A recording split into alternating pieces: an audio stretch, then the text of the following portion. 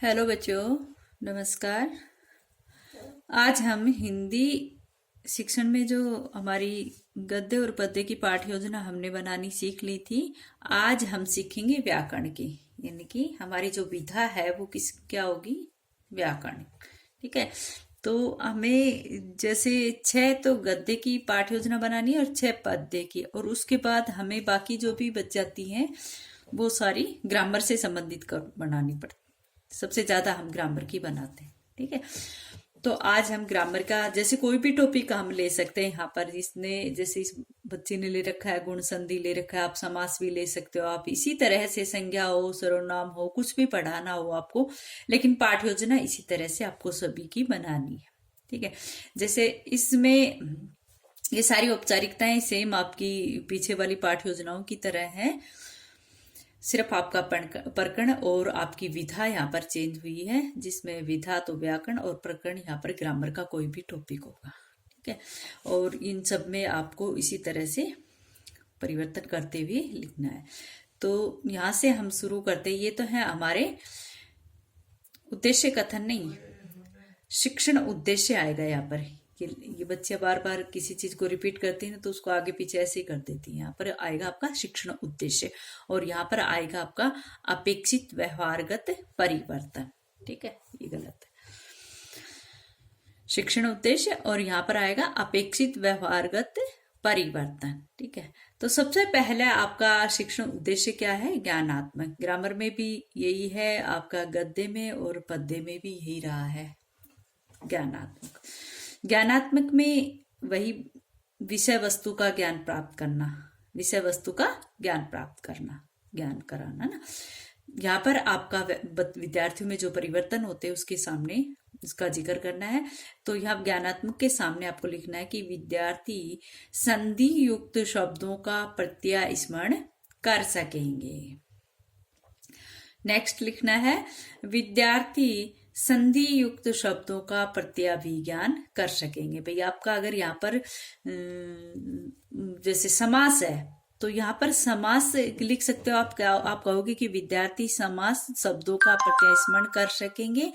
यहाँ पर करोगे कि विद्यार्थी समास्त शब्दों का प्रत्याभिज्ञान कर सकेंगे। संज्ञा हो, सर्वनाम हो, उनको इसी तरह से आपको लिखना है कि प्रत्यय स्मरण करना है और प्रत्याभिज्ञान करना है, इस तरह से लिखना है। फिर आगे लिखना है कि विद्यार्थी संधि युक्त शब्दों से परिचित हो सकेंगे। विद्यार्थी संधि युक्त शब्दों से परिचित हो सकेंगे,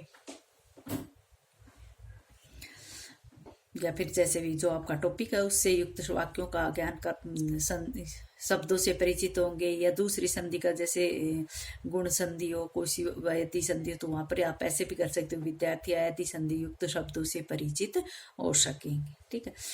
गुण संधि का ज्ञान कराना, यहाँ पर आप जो भी संधि का नाम आए, जो भी समास हो या कोई भी जैसे संज्ञा सर्वनाम हो, उसका नाम आप यहाँ पर लिखोगे। गुण संधि की जगह आपने संज्ञा शब्दों का ज्ञान कराना। ठीक है, जैसे विषय वस्तु का ज्ञान कराना, और यहाँ पर आ गया गुण संधि का ज्ञान कराना। इसी प्रकार अगर आपकी जातिवाचक संज्ञा हो तो आप यहाँ पर लिखोगे जातिवाचक संज्ञा का ज्ञान कराना।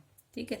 यहाँ पर आप लिखोगे इसके सामने विद्यार्थी गुण संधि युक्त वाक्यों का ज्ञान कर सकेंगे। गुण संधि युक्त वाक्यों का ज्ञान कर सकेंगे। यहाँ पर आप लिख सकते हो कि विद्यार्थी समास युक्त वाक्यों का ज्ञान कर सकेंगे या शब्दों का ज्ञान कर सकेंगे। जिस भी समास का, जैसे बहुव्रीहि समास है तो बहुव्रीहि लिख दोगे। यहाँ पर जैसे अगर संज्ञा का टॉपिक पढ़ा रहे हो, प्रकरण आपका संज्ञा से संबंधित है, तो आप यहाँ पर लिखोगे कि विद्यार्थी जातिवाचक संज्ञा युक्त वाक्यों का भी ज्ञान कर सकेंगे, शब्दों का ज्ञान कर सकेंगे या वाक्यों का ज्ञान कर सकेंगे। यहाँ पर शब्दों से आया था, यहाँ पर वाक्यों से।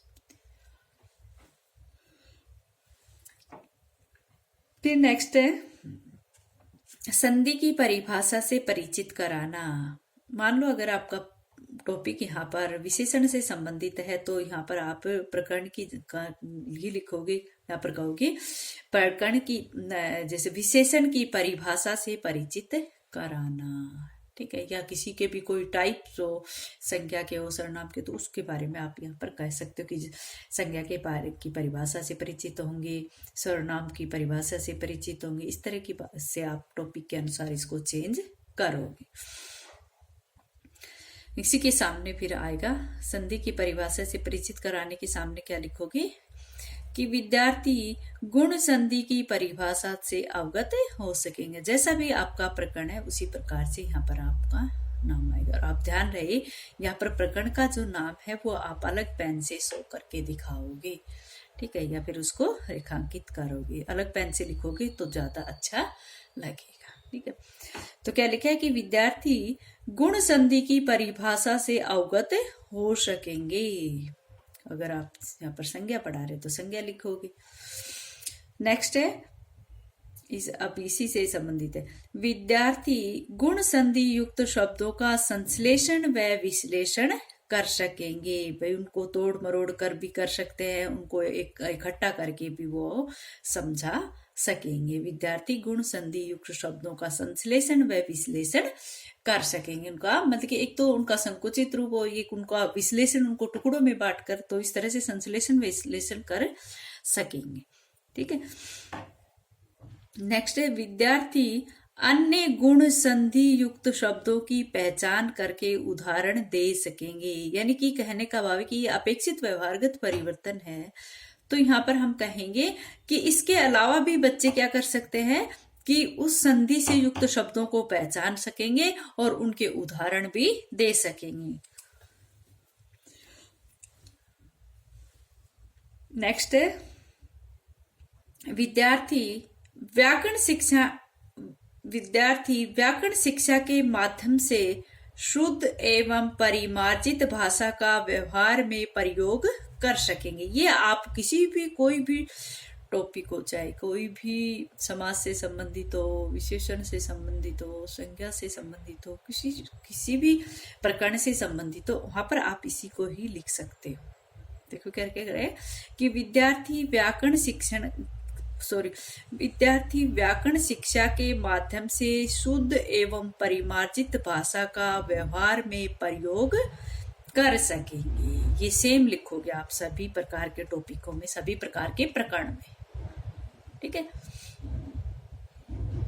क्या लिखा है कि विद्यार्थी व्याकरण शिक्षा के माध्यम से शुद्ध एवं परिमार्जित भाषा का व्यवहार में प्रयोग कर सकेंगे। कोई संज्ञा हो, चाहे सर्वनाम हो, चाहे विशेषण हो, चाहे कुछ विशेष्य हो, चाहे कुछ भी हो, समास हो, चाहे विपरीतार्थक शब्द हो, चाहे पर्यायवाची शब्द हो, आप सभी में इसी वाक्य को यूं ही लिखोगे, क्योंकि व्याकरण का उद्देश्य यही है कि वो हमारी भाषा को शुद्ध एवं परिमार्जित करता है और उसको व्यवहार में लायक करता है, ठीक। अब आ जाओ सेकंड जो शिक्षण उद्देश्य है वो आ जाओ यहाँ पर। सेकंड शिक्षण उद्देश्य यहाँ पर है अवबोधात्मक। देखो वहां पर आपका था ज्ञानात्मक, गद्य में आपका पहला ज्ञानात्मक था, दूसरा अर्थग्रहण था, तीसरा कौशलात्मक था और चौथा आपका अभिवृत्ति था और लास्ट आपका था अभिरुचि, ठीक है। तो इस प्रकार से यहाँ पर व्याकरण में आपका अवबोधात्मक आएगा, क्योंकि व्याकरण में यहाँ पर भाषा से संबंधित जो ज्ञान होता है उसका ज्ञान कराया जाए, तो वहां पर अवबोध होता है कि बच्चे को व्याकरण संबंधित जो भाषा है उसका, या फिर उन शब्दों का, उन वाक्यों का जो भी शुद्ध और परिमार्जित रूप है उससे।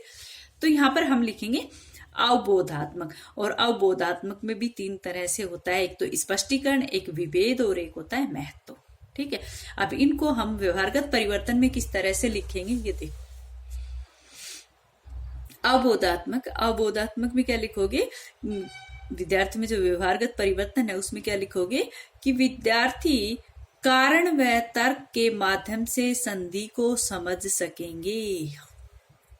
भाई कारण और तर्क, यहाँ पर जब बच्चों को संधि समझ में आ गई तो वहां पर बच्चे उसके लिए उदाहरण भी दे सकते हैं उसके ऊपर और अन्य तर्क भी कर सकते हैं। तो वहां पर वो क्या करेंगे, कारण के सहित बताएंगे। वहां पर जैसे भी संधि शब्दों को कैसे बनाया जाता है, जैसे उन्होंने कहा, जैसे रमेश शब्द है तो उन्होंने कहा कि रमा प्लस इस, तो यहाँ पर आ और ई ये जो है ये दोनों मिलकर क्या बन गए, ऐ बन गए। तो यहाँ पर इस तरह से इस मात्रा का प्रयोग किस तरह से किया गया, इस तरह की बातें यहाँ पर विद्यार्थी कह सकते हैं, यानी कि इस तरह के इन माध्यम से संधि को समझ सकेंगे।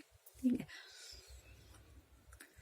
विद्यार्थी कारण व तर्क के माध्यम से संधि को समझ सकेंगे। अगर आपका टॉपिक यहाँ पर समास है तो भी आप लिख सकते हो कि कारण व तर्क देकर विद्यार्थी समास शब्दों को समझ सकेंगे। ठीक है,